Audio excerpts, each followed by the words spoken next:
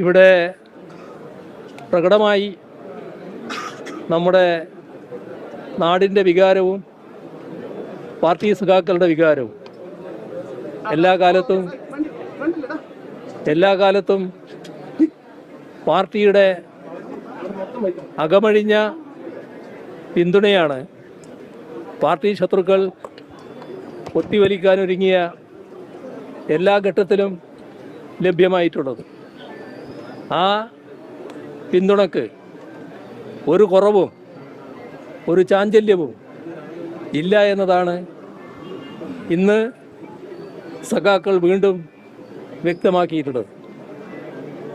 ഒരിക്കൽ കൂടി എല്ലാവരെയും ഹൃദയപൂർവ്വം അഭിവാദ്യം ചെയ്യുന്നു.